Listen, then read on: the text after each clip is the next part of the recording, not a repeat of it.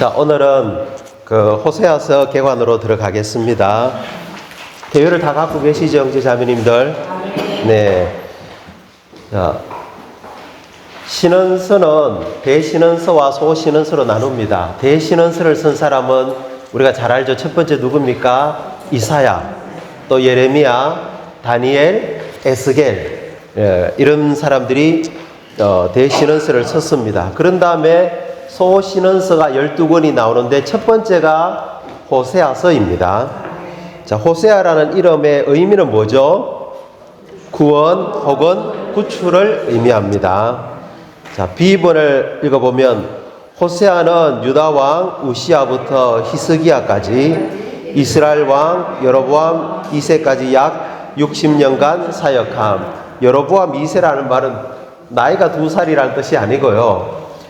이스라엘 왕국이 솔로몬 이후에 분열이 되었잖아요. 남쪽은 유다 왕국, 북쪽은 이스라엘 왕국인데 첫 번째 북쪽 이스라엘 왕이 누구였습니까? 금송아지 우상을 만들어서 단과 베델에 세운 사람이 여로보암입니다.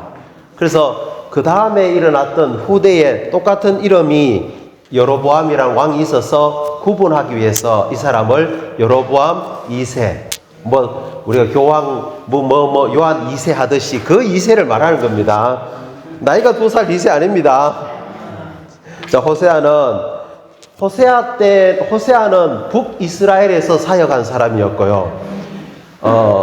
남쪽 유다 왕국에는 호세아보다 조금 뒤에 사람이 있는데 누구냐면은 이사야가 사역을 했습니다. 거의 동시대의 사람입니다. 남쪽에는 이사야, 북쪽에는 호세아. 그렇습니다. 10번 한번 읽어볼까요? 호세아의 사역 대상은 간음하고 변절한 이스라엘 왕국이어서. 형제자매들, 열왕기상을 읽어보면은, 상하를 읽어보면은 북쪽 이스라엘의 상황을 우리가 잘 알 수 있습니다. 아까 제가 말씀드렸다시피 여로보암이 야심 때문에 금송아지 2개를 만들어서 하나는 단, 하나는 베델에 산당을 짓고 그것을 경배하게 했습니다. 그런 다음에 그 다음에 일어났던 이제 아합이라는 왕 알죠? 아합은 정말 최악의 왕입니다. 그의 아내 이세벨은 이교도 아내 아닙니까? 그때 이스라엘은 하나님을 완전히 버려버렸습니다. 누구를 섬겼냐면 바알을 섬겼습니다. 바알이 누구냐 하면 그 당시에 팔레스타인 지역 가나안 땅에 최고의 신인 엘이라는 신이 있습니다. 그의 아내가 아세라입니다. 그리고 그 벨과 아세라에게서 태어난 아들이 바알입니다. 폭풍과 풍요의 신이죠. 그래서 이 바알을 이스라엘 백성들이 섬기게 되었죠. 그래서 호세아서에 보면은 바알리 해가지고 아주 막 달콤한 방식으로 이스라엘 백성들이 바알을 부릅니다. 그리고 호세아서에 이렇게 이야기하죠. 내 백성이 나무 말뚝에 가서 묻고 나무가 그걸 또 대답해 준다고 할 때 그 나무가 뭐냐면 주로 아세라 그 여자 신을 말하는 겁니다. 그래서 변절했죠. 이스라엘이 어느 정도로 변절하고 부패했느냐 하면 이 여로보암 2세 때 북이스라엘은 아주 번영했습니다. 영토도 많이 확장했습니다. 그런데도 불구하고 내적으로는 영적으로는 아주 부패했고 하나님을에서 빗나갔습니다. 그 호세아서 읽어보면요, 제사장들이 이렇게 합니다. 백성의 죄를 먹고 산다고 합니다. 제사장들이 백성의 죄를 먹고 산다, 이 말이 무슨 말이냐면 그들의 제사장들이 내 백성의 죄악을 갈망한다고 합니다. 이게 무슨 뜻인지 압니까? 백성들이 죄를 많이 지으면 뭐 하겠습니까? 이제 이 죄 용서 받으려고 뭘 가져옵니까? 재물을 갖고 오잖아요. 그러면 제사장들은 그 재물로 먹고 사는 겁니다. 이 정도로 이스라엘은 악하고 부패하게 된 겁니다. 그래서 하나님은 호세아에게 그분의 백성 이스라엘을 더 이상 그는 내 아내가 아니다. 창녀다. 남편이 나를 떠나서 간음하고, 그래서 호세아의 아내 고멜이라는 여자가 있잖아요. 하나님이 호세아에게 고멜이라는 여자와 결혼해가지고 자녀를 낳았는데 이 여자가 참 부정하고 부도덕합니다. 간음을 여러 남자들과 합당치 않는 관계를 맺었죠. 근데 하나님이 호세아에게 돈을 주고 가서 그 아내를 사오라고 합니다. 이 하나님의 마음을 이야기하고 있는 겁니다. 그래서 비록 이스라엘 백성은 간음하고 변절했다 할지라도 하나님은 이스라엘을 다시 받아서 회복시키고 구원하시겠다는 하나님의 갈망을 호세아서에서 보여주고 있습니다. 그래서 D번 한번 읽어보죠. 호세아서의 주제는 간음하고 변질한 이스라엘을 다시 받아들이시고 복원하심으로 구원하시는 여호와임. 한마디로 말해서 호세아서의 주제는 여호와입니다. 어떤 여호와이시냐면은 간음하고 변절한 그분의 백성 이스라엘을 다시 받겠다는 겁니다. 제가 만약 그런 상황이었다면 와 하나님 노 안 됩니다. 그렇게 하실 분들이 있습니까? 그런데도 언을 가지고 또 곡식을 가지고 가서 그 사랑을 사오라고 합니다. 자, 2번을 한번 읽어보죠. 호세아서의 중심 사상은 여호와의 아내인 이스라엘이 아무리 간음하고 하나님의 백성인 이스라엘이 아무리 변절하여도 하나님은 여전히 이스라엘이 그분께 돌아오기를 갈망하심을 계시함. 형제자매도 호세아서 읽어보시면 하나님과 이스라엘의 관계는 남편과 아내일 뿐만 아니라 더 깊은 관계가 있습니다. 호세아서 11장 1절에 이스라엘이 어린아이였을 때 나 그를 사랑하여 이집트에서 내 아들을 불러내었다. 하나님과 이스라엘의 관계는 남편과 아내라는 애정의 관계를 가질 뿐만 아니라 아버지와 아들이라는 생명의 관계가 있습니다. 그렇기 때문에 이스라엘 백성이 비록 창녀와 같이 변절하고 간음해도 사랑하는 생명의 관계인 아들이기 때문에 하나님은 화가 나셨다가 징계하셨다가 다시 그들을 받아들여서 그들을 회복하십니다. 이 관계가 아니면은 하나님은 그렇게 하지 않습니다. 그래서 이것이 우리가 호세아서를 읽을 때 만져야 되는 그 영이라고 할 수 있습니다. 2번 다시 한번 읽어볼까요? 호세아서의 중심 사상은 여호와의 아내인 이스라엘이 아무리 간음하고 하나님의 백성인 이스라엘이 아무리 변절하여도 하나님은 여전히 이스라엘이 그분께 돌아오기를 갈망하심을 계시함. 호세아가 하나님의 말씀을 받아서 이스라엘 백성들에게 회개를 촉구합니다. 그러나 그들은 돌이키지 않습니다. 야곱처럼 안 돌이킵니다. 광야에서 이스라엘 백성들이 하나님께 거역했던 것처럼 안 돌이킵니다. 사울 왕처럼 안 돌이킵니다. 그럼에도 불구하고 하나님은 그들이 돌이키기를 회개하죠. 안 돌이키죠. 그래서 어떻게 합니까? 결국은 아시리아 제국을 통해서 주전 722년에 북이스라엘을 완전히 멸망시켜 버립니다. 끝내버립니다. 이제 그 나라는 없어져 버리는 거죠. 그러나 하나님은 그들을 회복시킵니다. 그 내용이 호세아 안에 있습니다. 그래서 우리가 이런 배경을 가지고 호세아서를 읽을 때 호세아서에서 4가지 중심적인 내용들을 만질 필요가 있습니다. 그 4가지가 뭐냐면 첫 번째가 하나님과 그분의 백성 이스라엘의 관계입니다. 두 번째는 호세아서 6장에 나오는 이틀 동안의 황폐함과 셋째 날의 부흥이 있습니다. 세 번째가 호세아서 11장에 나오는 그리스도에 관한 3가지 암시가 있고요. 마지막 4번째 중점은 14장에 나오는 복원된 이스라엘의 상태가 나옵니다. 요약하자면 이겁니다. 하나님의 백성 이스라엘은 하나님의 아내임에도 불구하고 변절해 버렸습니다. 그들은 바알을 섬기고 아세라를 섬겼죠. 심지어 아수르 제국, 아시리아 제국이죠. 또 이집트를 신뢰합니다. 정치적으로 자기들이 어려울 때 저 북쪽에 있는 아시리아 제국을 의지하고요. 저 밑에 남쪽에 있는 이집트를 의지합니다. 하나님을 신뢰하지 않습니다. 총체적으로 이스라엘은 정말 난국이죠. 그래서 하나님은 그들을 심판하시는데, 하나님은 심판하실 뿐만 아니라 그들을 다시 애정어린 사랑을 가지고 생명 안에서 회복해서 14장에 보면 거기 하나의 큰 나무가 나옵니다.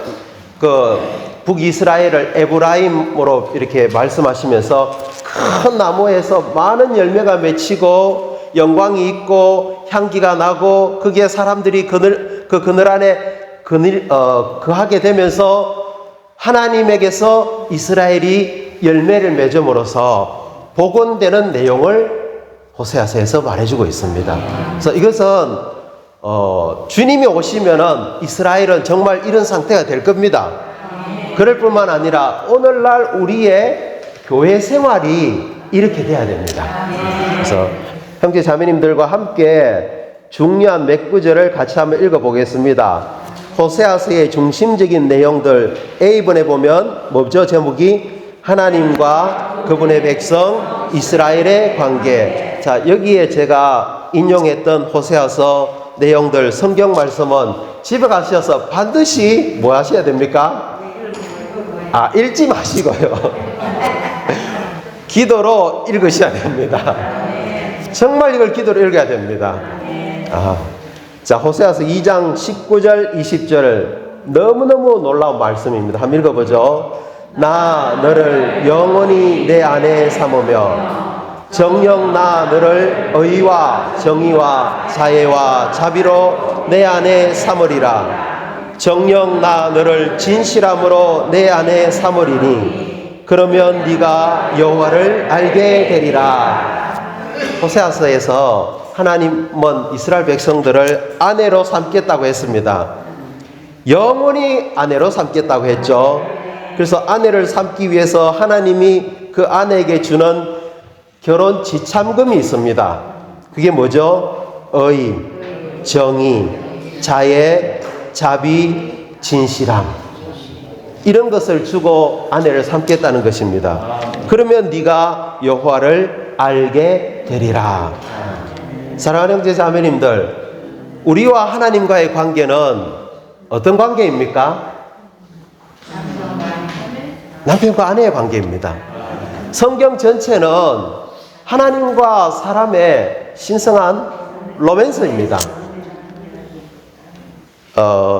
그래서 1번을 한번 읽어보죠. 모든 신원서는 남편이신 하나님과 아내인 하나님의 선민에 대해서 말함. 2번도 읽어보죠. 하나님은 그분의 경륜 안에서 그분의 선민과 우주적인 한 쌍의 부부가 되기를 갈망하신.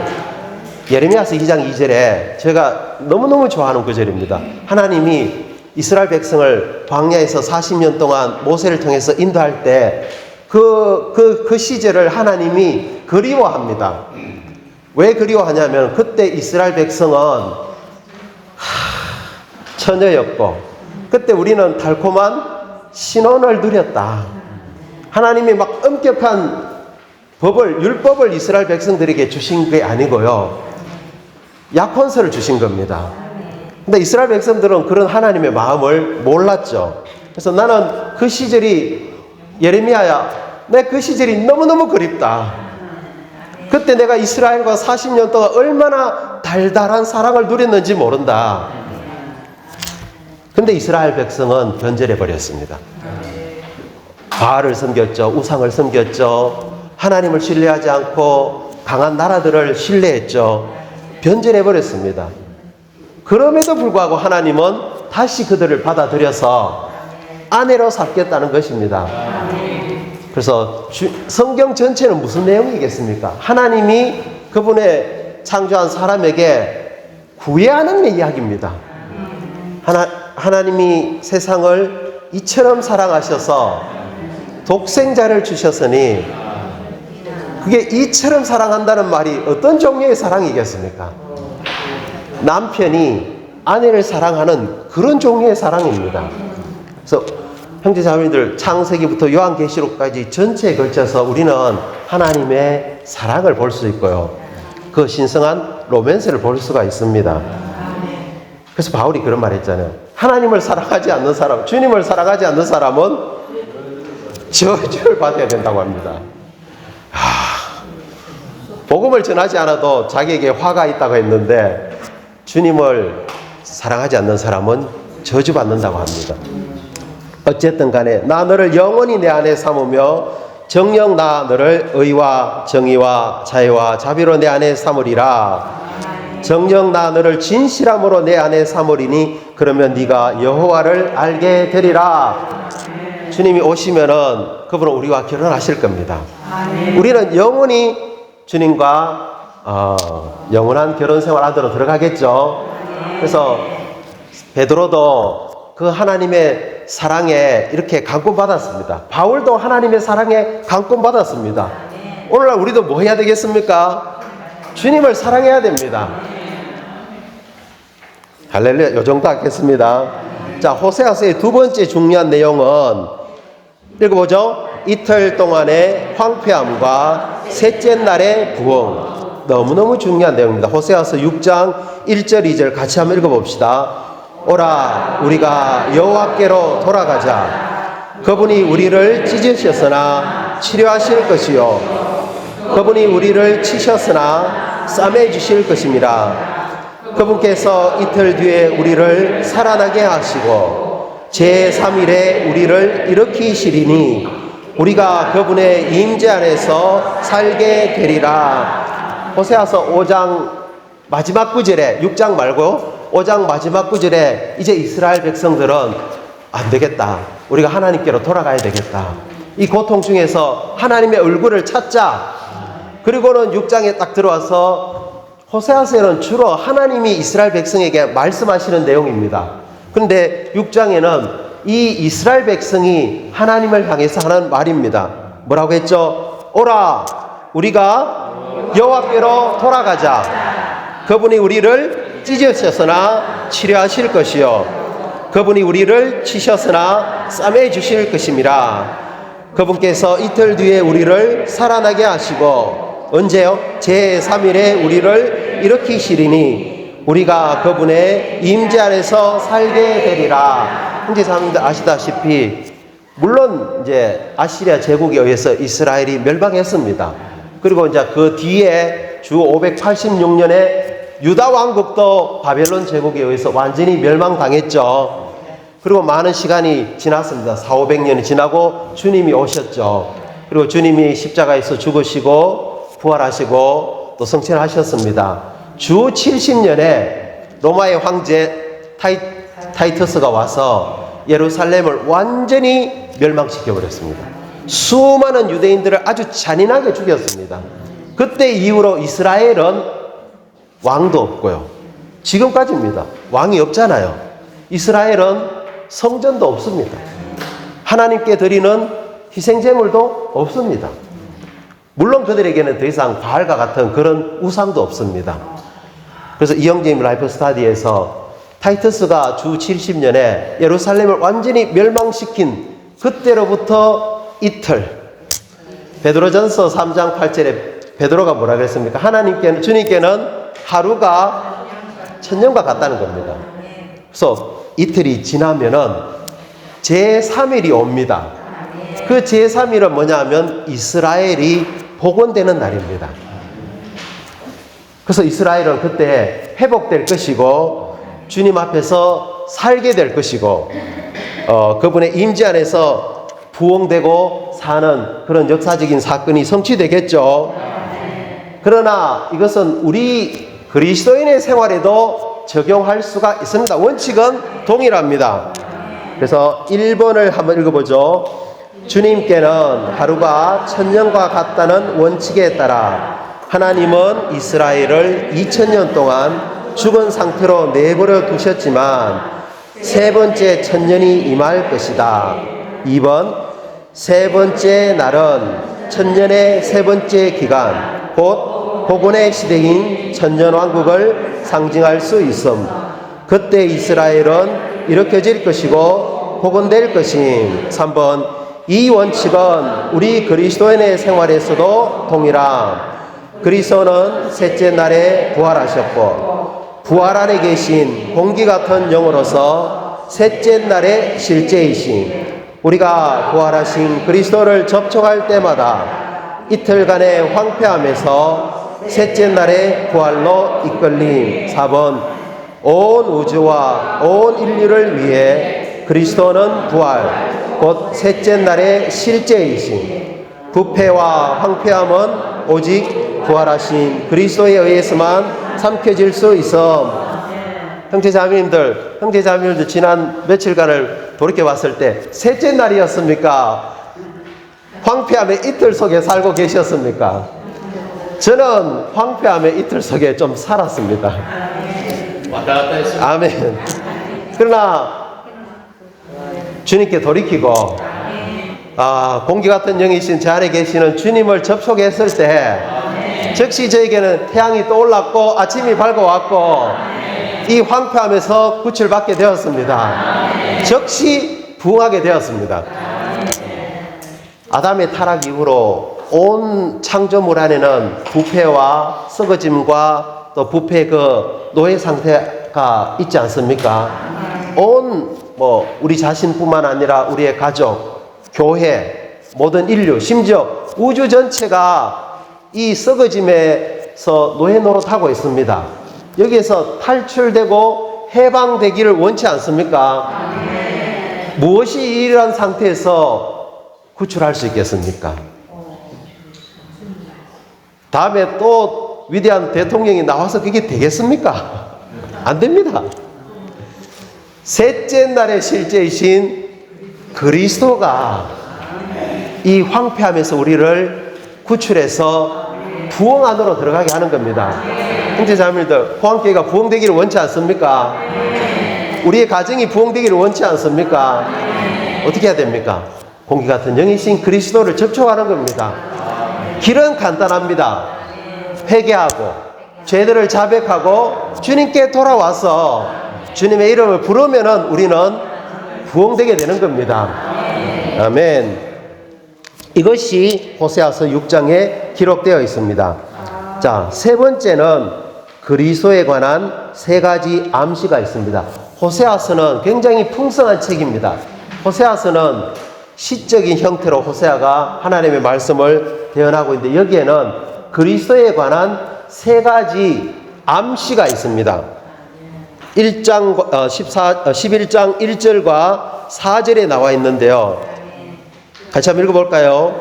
이스라엘이 어린아이였을 때 나 그를 사랑하여 이집트에서 내 아들을 불러내었다. 1절입니다. 그 다음 4절 사람의 줄들로 사랑의 끈들로 나는 그들을 이끌었고 그들에게 그 턱의 멍에를 벗겨주는 이 같았으며 부드럽게 그들을 먹였다. 그리스도에 관한 첫 번째는 주님이 이스라엘과 연합되심으로써 이스라엘이 하나님의 아들이 되는 겁니다.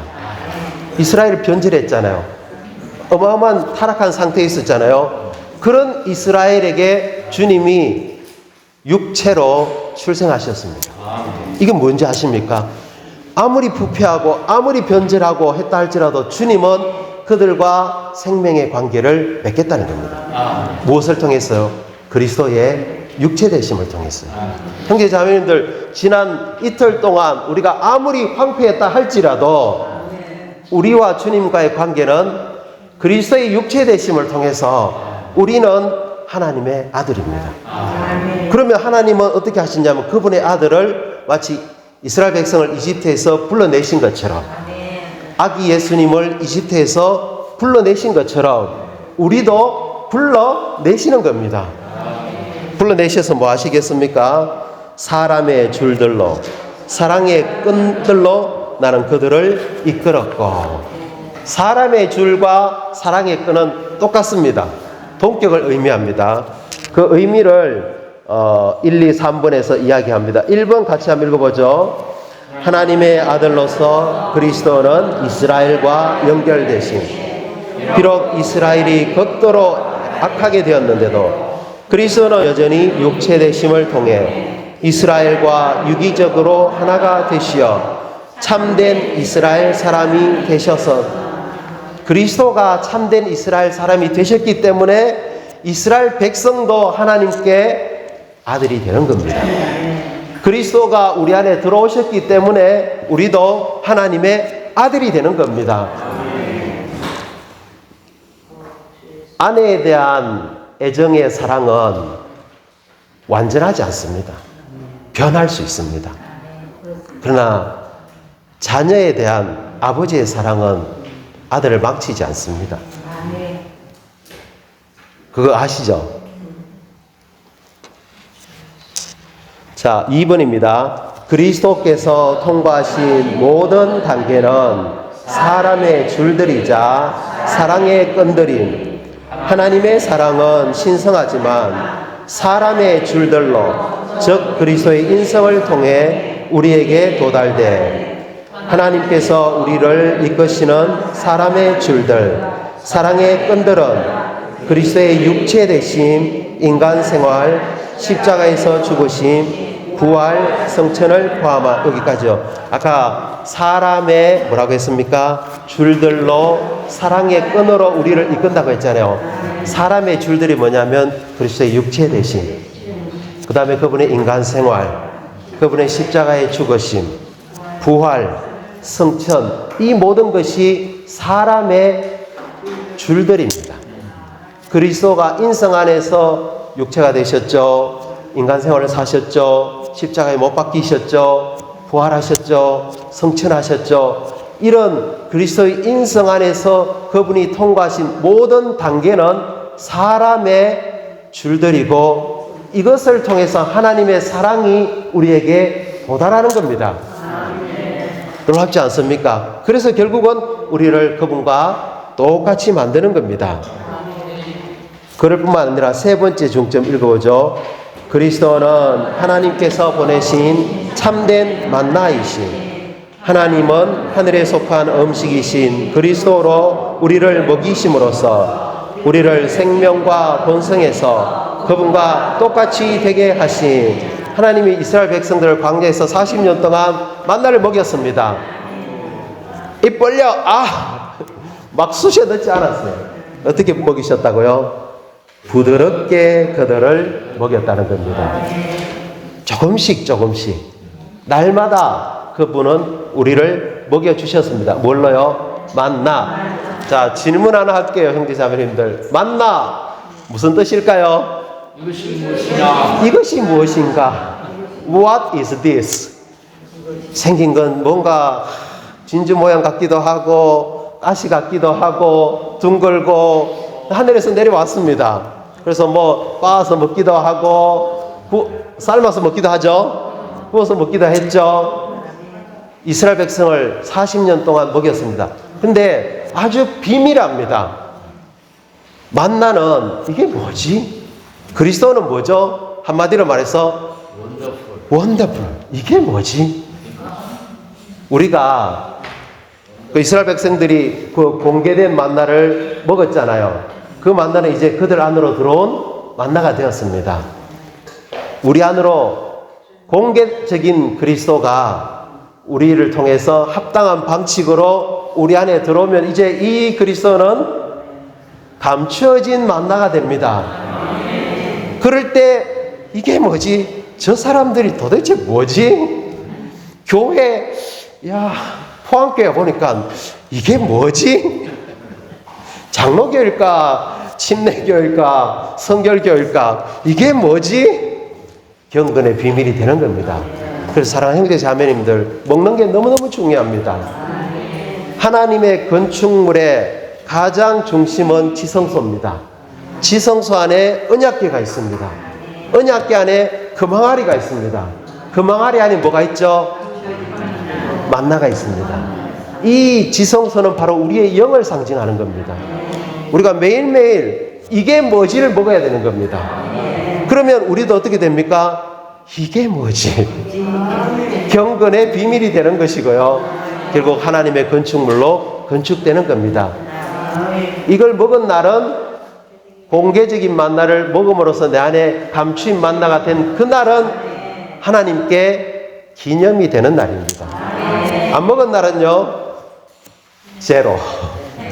인생 낭비. 주 예수님, 자, 이것이 바로 호세아서에 암시되어 있는 그리스도에 관한 세 가지 방면입니다. 첫 번째는 뭡니까? 아들. 두 번째는 뭡니까? 사람의 줄들, 사랑의 끈들. 세 번째는 뭐죠? 만나로 그리스도가 암시되어 있습니다. 자, 네 번째는 호세아서 14장 4절부터 8절까지인데 이건 혼된 이스라엘의 상태일 뿐만 아니라 오늘날 주님의 회복 안에 있는 교회의 상태가 이렇게 돼야 됩니다. 한번 읽어볼까요? 나 그들의 변절을 고쳐주며 기꺼이 그들을 사랑하리니 나의 분대가 풀린 까닭이라. 이스라엘에게 나는 이슬과 같으리니 그가 백합화처럼 망을 지고 레바논 나무들처럼 뿌리 내리리라. 그의 가지는 뻗어 나가고 그의 광채는 올리브 나무 같으며 그의 향기는 레바논 나무들 같으리라. 그 그늘 아래 앉은 이들이 돌아와 곡식같이 소생되고 포도나무같이 도드리니 그 명성이 레바논의 포도주 같으리라. 에브라임이 제가 이제 우상들과 무슨 상관이 있습니까? 하니 나 응답하여 그를 바라본다. 나는 푸른 전나무와 같으니 나에게서 내 열매를 얻으리라. 변절한 창녀로 시작되었다가 호세아서는 하나님의 사랑하는 아들로 끝납니다. 그런 하나님이 이스라엘을 변절을 고쳐주시고 마음껏 사랑하십니다. 왜냐하면 이스라엘에 대한 하나님의 분노가 풀린 까닭이죠. 하나님은 이스라엘에게 이슬이 됩니다. 이슬은 뭡니까? 신선한 은혜이신 하나님을 상징하죠. 이스라엘은 백화처럼 순수한 삶을 살게 됩니다. 그리고 레바논 나무들처럼 뿌리를 깊이 내리게 될 것입니다. 가지는 뻗어나가서 번성할 것이고요. 광채는 올리브 나무 같을 것이고 많은 그형의 열매들이 맺힐 것입니다. 향기는 레바논 나무들 같게 될 것이죠. 부활의 향기를 뿜어낼 겁니다. 그 그늘 아래 앉은 이들이 돌아와서 곡식같이 소생되고 생명이 충만하게 될 겁니다.